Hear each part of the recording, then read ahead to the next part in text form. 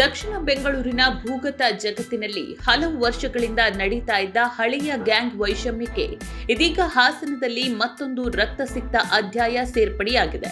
ಹೌದು, ಹಾಸನ ಜಿಲ್ಲಾ ನ್ಯಾಯಾಲಯದ ಮುಂಭಾಗದಲ್ಲೇ ಬೆಂಗಳೂರಿನ ಕುಖ್ಯಾತ ರೌಡಿ ಶೀಟರ್ ಒಬ್ಬನನ್ನ ದುಷ್ಕರ್ಮಿಗಳು ಮಾರಕಾಸ್ತ್ರಗಳಿಂದ ಹತ್ಯೆ ಮಾಡಿದ್ದಾರೆ.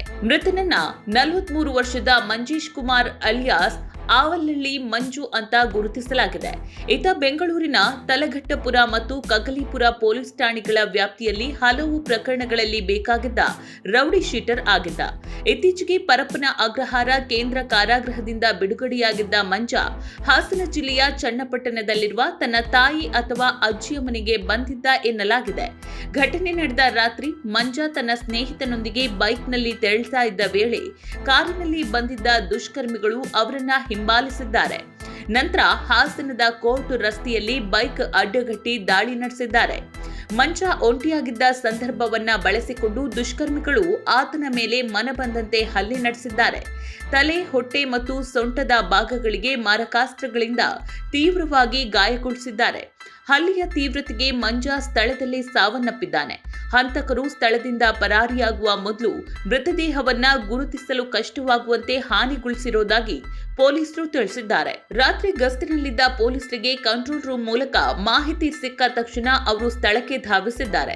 ರಕ್ತದ ಮಡುವಿನಲ್ಲಿ ಬಿದ್ದಿದ್ದ ಮೃತದೇಹದ ಬಳಿ ಸಿಕ್ಕ ದಾಖಲೆಗಳ ಆಧಾರದ ಮೇಲೆ ಮೃತಪಟ್ಟಿರುವ ವ್ಯಕ್ತಿ ಆವಲಹಳ್ಳಿ ಮಂಜು ಅಂತ ದೃಢಪಟ್ಟಿದೆ. ಹಾಗಾದ್ರೆ ಈ ಕೊಲೆಯ ಹಿಂದೆ ಯಾರು ಎಂಬ ಪ್ರಶ್ನೆ ಇದೀಗ ಎಲ್ಲರನ್ನೂ ಮೂಡಿದೆ. ಪ್ರಾಥಮಿಕ ತನಿಖೆಯ ಪ್ರಕಾರ ಈ ಹತ್ಯೆಯ ಹಿಂದೆ ಹಲವು ವರ್ಷಗಳಿಂದ ಮುಂದುವರೆದಿದ್ದ ಗ್ಯಾಂಗ್ ವೈಷಮ್ಯದ ನೆರಳು ಕಂಡು ಬರ್ತಾ ಇದೆ. ಬೆಂಗಳೂರು ದಕ್ಷಿಣ ಭಾಗದಲ್ಲಿ ಪ್ರಭಾವಕ್ಕಾಗಿ ಆವಲಹಳ್ಳಿ ಮಂಜ ಮತ್ತು ಆತನ ಕಟ್ಟಾ ವೈರಿ ಕೆಂಬತ್ತಳ್ಳಿ ಪರಮೇಶ್ ಅಲಿಯಾಸ್ ಪರಮಿ ನಡುವೆ ಕಳೆದ ಸುಮಾರು 15 ವರ್ಷಗಳಿಂದ ವೈಷಮ್ಯ ಮುಂದುವರೆದಿತ್ತು. ಈ ಗ್ಯಾಂಗ್ ಸಂಘರ್ಷದ ಇತಿಹಾಸವನ್ನ ನೋಡಿದ್ರೆ ಬಿಬಿಎಂಪಿ ಮಾಜಿ ಸದಸ್ಯ ಸೋಮಣ್ಣ ಅವರ ಅಣ್ಣನ ಮಗ ವಿನೋದ್ ಕೊಲೆ ಪ್ರಕರಣದಲ್ಲಿ ಮಂಜ ಜೈಲು ಸೇರಿದ್ದ. ಬಳಿಕ ಪ್ರತಿಕಾರವಾಗಿ ಪರಮಿ ಗ್ಯಾಂಗ್ ಆ ಪ್ರಕರಣದಲ್ಲಿ ಹೆಸರು ಕೇಳಿಬಂದಿದ್ದ ಟಿಕ್ ಟಾಕ್ ಸ್ಟಾರ್ ನವೀನ್ ನನ್ನ ಮೈಸೂರು ಅರಮನೆಯ ಗೇಟ್ ಬಳಿ ಅಪಹರಿಸಿ ಕೊಲೆ ಮಾಡಿ ನಾಲೆಗೆ ಎಸೆದಿತ್ತು ಎನ್ನಲಾಗಿದೆ. ಈ ಎರಡು ಗ್ಯಾಂಗ್ಗಳ ನಡುವಿನ ಸಂಘರ್ಷದಲ್ಲಿ ಈಗಾಗಲೇ ಸುಮಾರು 10 ಜನರು ಪ್ರಾಣ ಕಳೆದುಕೊಂಡಿದ್ದಾರೆ ಅಂತ ಹೇಳಲಾಗ್ತಾ ಇದೆ. ಇದೊಂದೇ ಅಲ್ಲ, ಈ ಕೊಲೆ ಪ್ರಕರಣದಲ್ಲಿ ಮಂಜನ ಹಳೆಯ ಡ್ರೈವರ್ ಕಿರಣ್ ಹೆಸರು ಕೂಡ ಕೇಳಿ ಬರ್ತಾ ಇದೆ. ಮಂಜ ಜೈಲಿನಲ್ಲಿದ್ದ ಸಂದರ್ಭದಲ್ಲಿ ತನ್ನ ಪತ್ನಿ ಮತ್ತು ಡ್ರೈವರ್ ಕಿರಣ್ ನಡುವೆ ಆಪ್ತ ಸಂಬಂಧವಿದೆ ಎಂಬ ಅನುಮಾನ ಮಂಜನಿಗೆ ಮೂಡಿತ್ತು ಎನ್ನಲಾಗಿದೆ.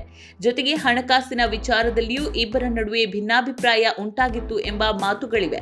ಈ ಹಿನ್ನೆಲೆಯಲ್ಲಿ 2025ರಲ್ಲಿ ಮಂಜ ಮಹಿಳೆಯೊಬ್ಬರ ಮೂಲಕ ಕಿರಣ್ಗೆ ಕರೆ ಮಾಡಿಸಿ ಆತನನ್ನ ಮಿನಿ ಬಸ್ ಸಮೇತ ಅಪಹರಿಸಿದ್ದ ಎಂಬ ಆರೋಪ ಕೇಳಿಬಂದಿತ್ತು. ಬಳಿಕ ಒಂದು ಹಗಲು ಮತ್ತು ಒಂದು ರಾತ್ರಿ ಆತನನ್ನ ಬಸ್ನಲ್ಲೇ ಸುತ್ತಾಡಿಸಿ ಹಲ್ಲೆ ನಡೆಸಿದ್ದ ಎನ್ನಲಾಗಿದೆ. ಅಷ್ಟೇ ಅಲ್ಲ, ಪ್ರಕರಣದ ವೇಳೆ ಉಂಟಾದ ಸುಮಾರು 24,000 ರೂಪಾಯಿ ವೆಚ್ಚವನ್ನು ಕಿರಣ್ನಿಂದಲೇ ಪಾವತಿಸಿದ್ದ ಎನ್ನುವ ಆರೋಪ ಇದೆ.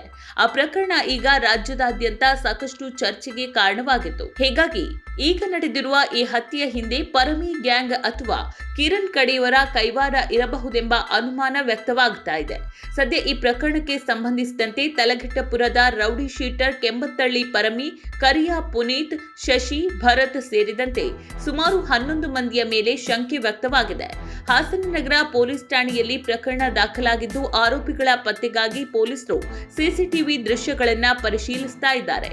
ಜೊತೆಗೆ ವಿಶೇಷ ಜಂಟಿ ಕಾರ್ಯಾಚರಣೆಯ ತಂಡವನ್ನ ರಚಿಸಿ ತನಿಖೆಯನ್ನ ತೀವ್ರಗೊಳಿಸಿದ್ದಾರೆ. ಜನನಿಬಿಡ ಕೋರ್ಟ್ ರಸ್ತೆಯಲ್ಲೇ ನಡೆದ ಈ ಭೀಕರ ಹತ್ಯೆ ಹಾಸನ ಜನರಲ್ಲಿ ಆತಂಕ ಮೂಡಿಸಿದ್ದು ದಕ್ಷಿಣ ಬೆಂಗಳೂರಿನ ಹಳೆಯ ರೌಡಿ ವೈಷಮ್ಯ ಮತ್ತೊಮ್ಮೆ ರಕ್ತಪಾತದ ರೂಪದಲ್ಲಿ ಹೊರಹೊಮ್ಮಿದಂತಾಗಿದೆ. ಇದೀಗ ಹಂತಕರು ಯಾರು, ಕೊಲೆಯ ನಿಖರ ಕಾರಣ ಏನು ಎಂಬುದನ್ನ ಪೊಲೀಸ್ ತನಿಖೆಯೇ ಬಹಿರಂಗಪಡಿಸಬೇಕಿದೆ.